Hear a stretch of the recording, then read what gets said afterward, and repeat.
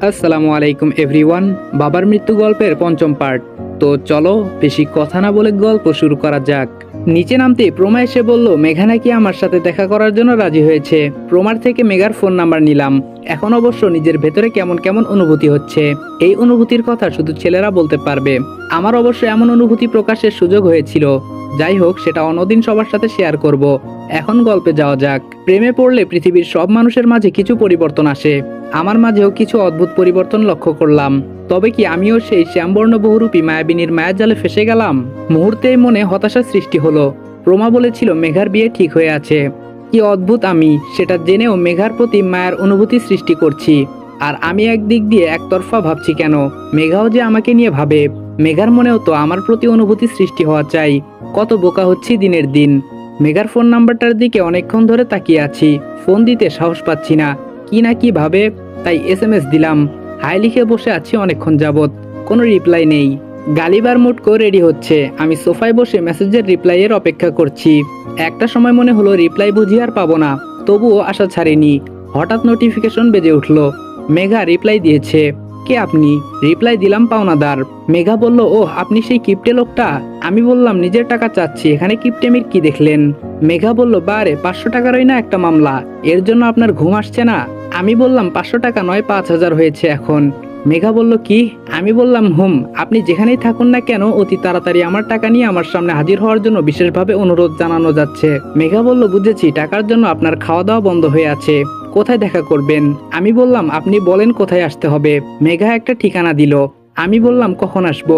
মেঘা বলল আধা ঘন্টার ভিতরে। আমি বললাম ওকে। মনে মনে লাড্ডু ফুটছে, মেয়েটাকে আবার দেখতে পাবো। হোক না সে পরের। প্রিয় মানুষকে দেখার মাঝেই অধিক আনন্দ। গালিব ড্রাইভ করছে, আমি তার পাশে, আর মুটকো পেছনে। ইচ্ছে করছে স্টিয়ারিংটা খুলে মাথায় বাড়ি দেই। এমন ভাবে অভিনয় করছে আমার কাছে এখন আমাকেই সন্দেহ লাগছে।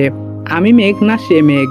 এখন উলট পালট কিছু জিজ্ঞেস করাও যাবে না, তাহলে মারজানা বেগম আমার অবস্থা বেহাল করে ছাড়বে। গালিবকে মেঘার দেওয়া ঠিকানা দেখালাম। আমি বললাম এই ঠিকানায় ইমার্জেন্সি ভাবে নিয়ে চল। গালিব বলল, কেন? আমি বললাম একজন আসছে দেখা করবে। পেছন থেকে মুটকো বলল, ব্রো ডেটে যাবে গার্লফ্রেন্ডের সাথে? আমি বললাম মুটকো বলল, ওকে নো প্রবলেম, আমরাও আছি তোমার সাথে। মুটকোকে কিছু বলার মতো ইচ্ছে এখন নেই। অযথা মুড নষ্ট করতে চাই না। মুটকোর কথার রিপ্লাই না দিয়ে তাকে থামানো গেলেও গালিবকে কে থামাবে? বেস্ট ফ্রেন্ড থাকলে যা হয় আর কি। কি সব উদ্ভট কথা বলছে, একদম হানিমুন পর্যন্ত চলে গেছে সে। নদীর পাড়ে বেশ মনমুগ্ধকর একটা পরিবেশ। এদিক দিয়ে বয়ে গেছে নদীর ছোট্ট একটি শাখা। এপার ওপার পারাপারের জন্য রয়েছে অসংখ্য নৌকা। বিকেল বেলা আসতে পারলে বেশ ভালো হতো। সময় অতিক্রম করে আধা ঘন্টা অতিবাহিত হতে লাগলো, কিন্তু কারো আসার নাম নিশানা নেই। গালিব তো কখন থেকে বলতে শুরু করেছে আজকে আর আসবে না, কিন্তু মোটু কিছু বলেনি। সময় আস্তে আস্তে অতিবাহিত হতে লাগলো। অনেকগুলো মেসেজ দিলাম, কোনো রিপ্লাই নেই। এখান থেকে নাকি বেশি দূর নয় পাত্রের বাড়ি, তাই গালিব আর মুটকুকে পাঠিয়ে দিলাম। আমি গালিবের সাথে আবার বিকেলে এসে দেখে যাব বরকে। কি ভেবে যেন 2 ঘন্টা বসেছিলাম জানি না, কিন্তু মেঘার না আসার কারণটা বুঝতে পারছি না। ফোন দিলে আবার কে না কে ধরে বসে সেটা ভেবে আর ফোনও দিলাম না। মেঘার প্রতি ভ্রান্ত ধারণা সৃষ্টি হওয়ার আগেই উঠে দাঁড়ালাম, কেননা প্রিয় মানুষের প্রতি কখনো ভ্রান্ত ধারণা তৈরি করতে নেই। যত সম্ভব তার ভুল ত্রুটি কোনো কারণ ভেবে সেটা ভুলে যাওয়া ভালো। হয়তো মেঘা কোনো কাজে আটকে গেছে, এই জন্যই আসতে পারেনি। তবে প্রশ্ন একটা মনের কোণে রয়েই যায়, অন্তত মেসেজ দিয়ে বলতে পারতো ব্যস্ত আছি। গালিবকে ফোন দিলাম আমাকে এসে নিয়ে যাওয়ার জন্য। তরির হবুবর দেখে মাথা গরম হয়ে গেল। এটা ছেলেপক্ষের বাড়ি দেখে কোনো রকম দাঁতে দাঁত চেপে রাগ কন্ট্রোল করার চেষ্টা করছি। রাগে শরীর কাঁপছে। গালিব চুপ হয়ে আছে। ছেলেটা হলো অটিস্টিক, মানে তার এখনো মানসিক বিকাশ হয়নি। ছোট বাচ্চাদের মতো আচরণ করে। বুঝেছি, ছেলের বাবার টাকা পয়সা দেখে মারজানা বেগম বিয়েটা ঠিক করেছে। এমনিতেই তরি বাক প্রতিবন্ধী, আবার একটা মানসিক রোগীর সাথে বিয়ে হচ্ছে। এই সংসার তো 1 মিনিটেও সুখী হবে না। আমি আর গালিব হতাশ হলেও মোটকুসে দিব্যি বলে যাচ্ছে, গালিব পাত্র কিন্তু ফার্স্ট ক্লাস। আমার হেভি ভালো লেগেছে। ইচ্ছে করছিল ওর মুখ বরাবর শরবতের গ্লাসটা ছুঁড়ে মারি। গালিব বুঝতে পারে আমার অবস্থা। গালিব ততক্ষণে আমার হাতটা ধরে ফেলে। শালা মোটা চোখে দেখে না এটা নাকি ফার্স্ট ক্লাস পাত্র। রাখ, আগে বিয়েটা ভাঙ্গি। তোর মুখোশ যদি আমি প্লাস দিয়ে টেনে টেনে না খুলছি তাহলে আমি আসাদুজ্জামানের ছেলে না। পকেটে মোবাইল বেজে উঠলো। রাগটা সংযত করে মোবাইলটা পকেট থেকে বের করলাম। দেখলাম মেঘার নাম্বার থেকে ফোন এসেছে। সাথে সাথে সুইচ অফ করে দিলাম। এই মেঘ এত ভেসে আসেনি যে একটা মেয়ে তাকে আঙ্গুলের ইশারায় নাচাবে আর সে নাচবে। এমনি মন মেজাজ ভালো না। ভর দুপুর বেলা শুয়ে আছি গালিবের রুমে। তরির চিন্তায় মাথা নষ্ট হবার জোগাড়। কিভাবে বিয়েটা আটকানো যায় সেটাই ভাবছি। এখন সব প্ল্যান বাদ দিয়ে হলেও তরির বিয়েটা আটকানোর চিন্তা করতে হবে। তরির প্রতি এমন ভিন্ন আচরণের জন্য বাড়ির প্রতিটা সদস্যকে কঠিন জবাব দিতে হবে। চিন্তা করতে করতে এক সময় চোখ দুটি লেগে আসলো। হারিয়ে গেলাম গভীর ঘুমে। শ্রাবণের মেঘাচ্ছন্ন বিকেল, মেঘা ছাদে বসে বৃষ্টির অপেক্ষা করছে। আমি গেটের দরজার পাশে দেয়ালটায় হেলান দিয়ে ওর রূপের মাধুর্যে হারিয়ে যাচ্ছি। হঠাৎ শুরু হলো মুষলধারে বৃষ্টি। মেঘার মুখে অট্টহাসি, চোখ বুজে দুহাত প্রসারিত করে বৃষ্টির পানির স্পর্শ অনুভব করছে। ওর লম্বা চুলগুলো ভিজে একদম একাকার, নিজেকে ধরে রাখতে পারিনি। হাঁটি হাঁটি পা পা করে গিয়ে মেঘাকে পিছন থেকে জড়িয়ে ধরলাম। আমার স্পর্শ পেয়ে মেঘা আমাকে ছাড়িয়ে লজ্জায় দৌড় দিল। বাড়ির ছাদ ছিল পুরনো, দেয়াল ছিল ভাঙা, এক পাশের অংশ বিলীন হয়েছে বহু আগে। মেঘা নিজেকে সামলাতে পারেনি, শ্যাওলাতে পিচ্ছিল খেয়ে একদম ছাদ থেকে পড়ে গেল। আমি মেঘা বলে চিৎকার মেরে লাফ দিয়ে ঘুম থেকে উঠলাম। পুরো শরীর এখনো কাঁপছে, মনে হচ্ছে এটা বুঝি বাস্তবে এখনই ঘটলো আমার সাথে। আশেপাশে তাকিয়ে দেখি কেউ নেই। যাক, কেউ তাহলে টের পায়নি, কিন্তু স্বপ্নের ব্যাখ্যাটা বুঝতে পারছি না। মেঘার সাথে তো তেমন কিছু হয়নি আমার, তাহলে এমন স্বপ্ন কেন দেখলাম? অবশ্য বিজ্ঞান বলে এগুলো সব মস্তিষ্কের কাজ, তবে এই স্বপ্নটা মস্তিষ্কের কাজ ভাবাটা আমার হবে সব থেকে বড় বোকামি। নিশ্চয়ই এর দ্বারা আমাকে কোনো ইঙ্গিত প্রদান করা হয়েছে। এর উত্তর শুধু আনাস দিতে পারবে। ফ্রেশ হয়ে এসে আনাসকে ফোন দিলাম, কিন্তু ফোন উঠাচ্ছে না। ঘড়ির দিকে তাকিয়ে দেখি আসরের নামাজের সময় হয়ে গেছে। নিশ্চয়ই আনাস মসজিদে আছে। পরে দেখি ট্রাই করে রুম থেকে বের হয়ে বাইরে চলে আসলাম। স্বপ্নটা দেখার পর থেকে নিজের মনের মাঝে কেমন অস্থিরতা কাজ করছে। হঠাৎ মোবাইলের নেটওয়ার্ক ডিস্টার্ব দেওয়া শুরু করলো। 3G নেট সঠিকভাবে পাচ্ছে না। এদিকে আনাসের থেকে স্বপ্নটার ব্যাখ্যা জানার জন্য মনটা কেমন ব্যাকুল হয়ে আছে। মোবাইলের নেটওয়ার্ক খুঁজতে খুঁজতে এসে পড়লাম বাড়ির দক্ষিণ দিকের দেয়ালে। অনেক সুন্দর সুন্দর বৃক্ষরোপণ করা। গাছগুলোর দূরত্ব বেশি না হয় জায়গাটা একটু ঝোপঝাড়ের মতো লাগছে। একটু দূরে দেখলাম মারজানা বেগম ফোনে কার সাথে যেন কথা বলছে। কথাগুলো শোনা আমার জরুরি। প্রতিটা জিনিস আমাকে খুঁটিয়ে দেখতে হবে, হাল ছাড়লে চলবে না। জবা ফুল গাছটার আড়ালে যাওয়া যাক। অনেকটা জায়গায় আচ্ছন্ন, সাইজে বেশ বড়। গুটি গুটি পায়ে এগিয়ে গেলাম ঝোপের আড়ালে। শুধুমাত্র এইটুকু কথা শুনলাম, আমার ছেলেকে পেয়েছি, এটাই আমার কাছে যথেষ্ট। সে যা বলবে তাই হবে। নেক্সট টাইম আর এই বিষয় নিয়ে কোনো প্রকার কন্ট্যাক্ট করবেন না আমার সাথে। মারজানা বেগম চলে গেল। আমি ঝোপ থেকে বের হয়ে আসলাম। এখানেও রহস্য, কি হতে পারে বিষয়টা বোঝার চেষ্টা করছি। মোবাইল বেজে উঠলো। আনাস ফোন দিচ্ছে। ফোনটা রিসিভ করলাম। হ্যালো। আনাস বলল, কেমন আছিস? আমি বললাম ভালো, কোথায় ছিলি এতক্ষণ? আনাস বলল, আরে বলিস না, একজন পেশেন্ট এসেছিল, কি সব উদ্ভট কথা বলে। তার মাঝে নাকি মমির আত্মা প্রবেশ করেছে, আবার সে প্রাচীন মিশরীয় ভাষায় কথা বলছে মাঝে মাঝে। আমি বললাম সত্যি তো হতে পারে, প্রাচীন মিশরীয় ভাষা সহজ নয়। আনাস বলল, তুই একজন আর্কিটেকচার, তুই কি বুঝবি সাইকোলজির প্রবলেম? আমি বললাম আচ্ছা, এর ব্যাখ্যাটা কি বলতো? আনাস বলল, শুন, মানুষ যখন কোনো জিনিস নিয়ে অতিরিক্ত চিন্তা করে তখন সেটা তার মস্তিষ্কে বেঁধে যায়। সে এটা নিয়ে বিভিন্ন উদ্ভট চিন্তা ভাবনা করে। এক সময় যখন তার লিমিট ক্রস করে ফেলে তখন সে মানসিক রোগী হয়ে যায়। তার মস্তিষ্কে শুধু সেই চিন্তাগুলো সেভ হয়ে যায়। এর জন্য বারবার সে শুধু এই কথাগুলো বলে। রাস্তাঘাটে যে পাগলগুলো আছে দেখবি একজনের পাগলামির স্টাইল অন্যজনের সাথে মিলে না। তার আচরণ যেরকম লক্ষ্য করবি মনে করবি সে এক সময় এই বিষয়টা নিয়ে গভীর চিন্তায় মগ্ন থাকতো, তবে বংশগত হলে ভিন্ন কথা। আমি বললাম তাহলে সে প্রাচীন মিশরীয় ভাষা কিভাবে বলছে?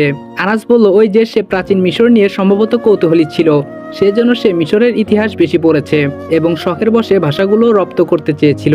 এক সময় বিষয়টা অতিরিক্ত হয়ে যায়, ব্যাস এইটুকুই। আমি বললাম তাহলে এর চিকিৎসা কি? আনাস বলল, মানসিক হসপিটাল, কিছুদিন থাকলেই এর প্রভাব কেটে যাবে।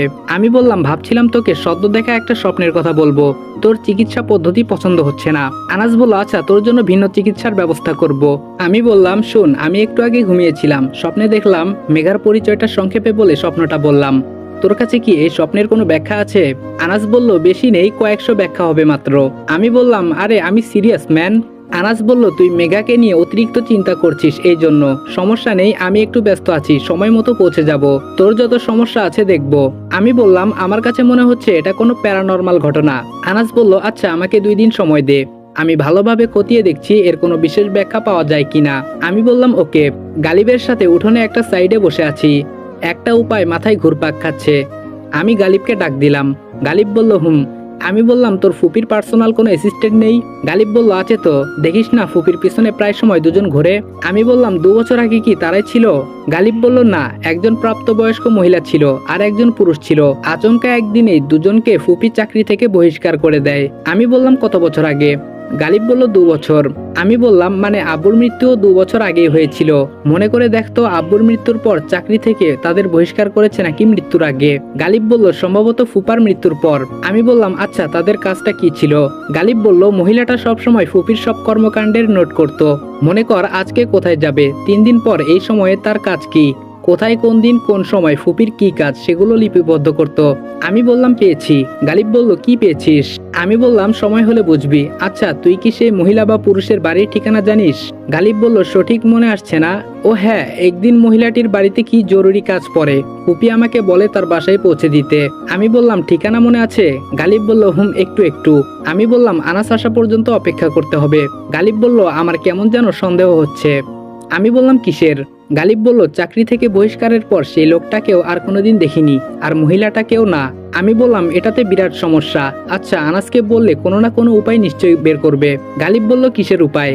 আমি বললাম তোকে জানিয়ে কাজ নেই, তোর উপরও আমার বিশ্বাস নেই। গালিব বলল এতক্ষণে মনে হলো আমার উপর বিশ্বাস নেই তোর? আমি বললাম হুম, তুই শুধু আমাদের সাথে থাকবি, তোর এত কিছু জেনে কাজ নেই। গালিব বলল ওকে। একটু পরে গালিব আমাকে ডাক দিল। আমি বললাম আবার কি? গালিব বলল দেখ প্রমার সাথে কে এটা। মেঘাকে দেখে অনেকটা থমকে গেলাম। এদিকে আসছে। গালিব চল। গালিব বলল মনে হচ্ছে ওরা এদিকে আসছে, বিশেষ কিছু বলবে হয়তো। আমি বললাম আরে প্রমার সাথে মেয়েটাই আমাকে 2 ঘন্টা বসিয়ে রেখেছিল। গালিব বলল এটাই কি সেই মেয়েটা? আমি বললাম হুম। গালিব বলল তুই বেশ অদ্ভুত রে। আমি বললাম কেন? গালিব বলল ভার্সিটিতে যখন এলিসা তোর পিছনে পিছনে ঘুরতো তুই পাত্তাই দিতি না, পুরো ক্যাম্পাস জুড়ে সে ছিল ক্রাশ আইকন, আর তুই এখানে এসে একটা শ্যামলা মেয়েকে পছন্দ করে বসলি। আমি বললাম শোন, এলিসা ছিল ইন্ডিয়ান গার্ল, ধর্ম ছিল শিখ, মনে ছিল হিংসা, আর আমার মন মেজাজ কেমন তুই ভালো করেই বুঝিস। গালিব বলল তাহলে এই মেয়ের বেলায় তোর আগের আচরণ কোথায় হারায়? আমি বললাম এত প্রশ্ন করিস না, তুই কি এলিসার এজেন্ট নাকি? গালিব বলল তোর কাছে তো এটাই মনে হবে। আমাদের কথার মধ্য দিয়ে দুজনে সে উপস্থিত হলো। আমি মেঘাকে দেখে উঠে দাঁড়ালাম, প্রচন্ড রাগ ওর প্রতি। গালিব হালকা কাশি দিয়ে বলল এই প্রমা, তোর সাথে কিছু কথা আছে, একটু অন্যদিকে চল। আমি হাত গুটিয়ে মেঘার বিপরীতমুখী হয়ে দাঁড়িয়ে আছি। মেঘা বলল হিসেবে টাকা আপনার কাছ থেকে পাই। আমি বললাম কিভাবে? মেঘা বলল এই যে 5,000 টাকা। আমি বললাম ওয়েট, 5,000 না 7,000। মেঘা বলল আবার বেড়েছে। আচ্ছা যাই হোক, 500 টাকার আপনি টিকিট কেটেছেন, টাকাটা তো আমার দেওয়ার কথা ছিল তাই না? আমি বললাম হুম। মেঘা বলল টাকাটা আপনি দিয়েছেন, সো এখন আপনাকে ওই টাকাটা আমি দিতে হবে। ধরতে গেলে ওই 500 টাকা তো আমার তাই না, যেহেতু আপনাকে আমি এখন পরিশোধ করব। আমি বললাম হুম। মেঘা বলল এখন একটা ছোট্ট হিসাব আমাকে দিন, ওই 500 টাকা কতদিন আপনার পকেটে ছিল? যতদিন ছিল প্রতি 6 ঘন্টায় 100 টাকা সুদ ধরে, এবং এর চক্রবৃদ্ধি সহ কত হয়েছে হিসেব করে দেখেন। আপনি আমার থেকে টাকা পান নাকি আমি পাই?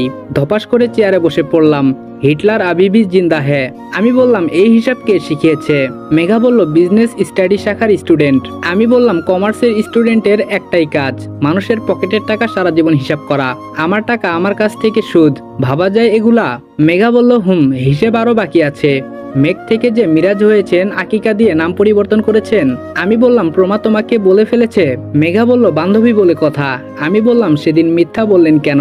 মেঘা বলল কিসের? আমি বললাম আচ্ছা এই হিসাবটা পরে করব, সকালবেলা এত বড় ধোকাটা দিলে কেন? মেঘার মুখে বিষণ্ণ ছাপ তৈরি হলো। নরম সুরে বলল হবু শ্বশুর বাড়ি থেকে লোক এসেছিল, ব্যস্ত ছিলাম। কথাটা বড্ড যাতনা দিল আমাকে, কেন যেন এই কথাটা মেনে নিতে পারছি না। মেঘার মুখের অবস্থা দেখে বোঝা যাচ্ছে সে বোধহয় এখনই কেঁদে দিবে, কিন্তু কেন? মেঘাও কি তার বিয়েতে রাজি না? হতাশ মনে বললাম আগে বললেই পারতে। মেঘা বলল আমি কি জানি নাকি, হুট করে চলে এসেছে। আমি বললাম একটা অদ্ভুত জিনিস লক্ষ্য করেছো? মেঘা বলল কি? আমি বললাম কখন যে আপনি থেকে তুমি বলে ফেলেছি তোমায় খেয়ালই করিনি। মেঘা বলল তুমি করেই বলেন। আচ্ছা চলেন আমার সাথে। আমি বললাম কোথায়? মেঘা বলল যেদিকে দু চোখ যায়। আমি বললাম মানে? মেঘা বলল জাস্ট ফান, আপনার টাকা পরিশোধ করব, হাতে এত টাকা নেই, কারো কাছ থেকে ধার নিয়ে দিতে হবে।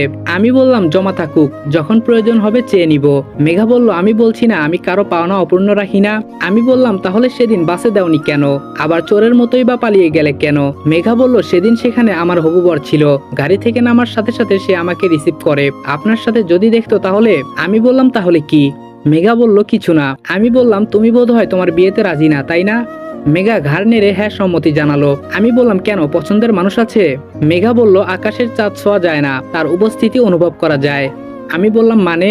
মেঘা বলল কিছু না, চলেন আমার সাথে একটু। আমি বললাম কোথায়? মেঘা বলল ডিঙ্গিতে করে শাপলা তুলবো। আমি বললাম এখানে শাপলা পাওয়া যায় নাকি? মেঘা বলল পাওয়া যায়। আমি বললাম আমার সাথেই বা কেন, হবু বরকে ফোন দাও। মেঘা বলল না মানে আপনি শহুরের ছেলে, কখনো ডিঙ্গিতে করে শাপলা তুলেছেন কি না, চলুন, অনুভূতিটা মন্দ না। আমি বললাম না, যাব না, সাপ বিচ্ছু থাকবে, পরে আরেক সমস্যা, আমার যখন ইচ্ছে হবে গালিবকে সাথে নিয়ে যাব। মেঘা বলল ওহ ঠিক আছে। একটু নীরব থাকার পর বললাম নৌকাতে চড়ার বেশি শখ নাকি? মেঘা বলল কিন্তু কেউ নিয়ে যায় না, ভাইয়ারা শুনলে বকা দেয়। আমি বললাম এখন কেউ দেখবে না? মেঘা বলল না, এপারে কেউ পরিচিত নেই, তরির বিয়ের নাম করে এসেছি, বিয়ে পর্যন্ত আছি। আমি বললাম সাথে গালিবকে নিয়ে নেই। মেঘা বলল না। আমি বললাম কেন? মেঘা বলল আপনার সাথে ঘুরবো। আমি বললাম দেখা যাবে, মেজাজ গরম হলে তোমাকে ডিঙ্গিতে ফেলে দিলাম, গালিব থাকলে তো আটকাতে পারবে। মেঘা বলল আপনি যদি ফেলেও দেন আপনি আবার তুলবেন, রাগী মানুষের মনে মায়া বেশি। আমি বললাম মায়া বেশি, তবে সবার জন্য নয়, শুধু পরিচিতদের জন্য। মেঘা বলল সেদিন বাসেও কি আমি আপনার পরিচিত ছিলাম? আমি বললাম বাদ দাও, চলো তো। মেঘা বলল ওয়েট, আমি বোরকা চেঞ্জ করে আসি। আমি বললাম কেন? মেঘা বলল ঘুরতে যাব, একটু প্রকৃতির নিবিড় স্পর্শ অনুভব করব না? আমি বললাম বোরকাটাই বেটার, পর্দা হচ্ছে, না হয় গুনাহ হবে। মেঘা বলল আপনি কি জানেন মানুষ জেনে শুনে গুনাহ করে বেশি? আমি বললাম তবে নিজেকে সর্বদা সতর্ক রাখলে ক্ষতি কি, একটু হলেও তো পাপ কমবে। মেঘা বলল আচ্ছা, সিগারেটের প্যাকেটে যখন লেখা থাকে ধূমপান ক্যান্সারের কারণ, সেটা দেখেও কেন মানুষ সিগারেট খায়? আমি বললাম পর্দা আর সিগারেট এক নয়। মেঘা বলল আপনার সাথে থেকে করি না একটু গুনাহ, পরে তাওবা পরে নিব। আমি বললাম তাওবা পড়ার আগেই যদি ওপারের ডাক চলে আসে? মেঘা বলল আপনার মতো ভাবলে পৃথিবীতে একটাও খারাপ কাজ হতো না। আমি বললাম পৃথিবীতে খারাপ কাজ না হলে ভালো কাজের মূল্য বোঝা যায় না। মেঘা বলল সেটা অবশ্য ঠিক, তবে ইচ্ছে করে না করাই বেটার।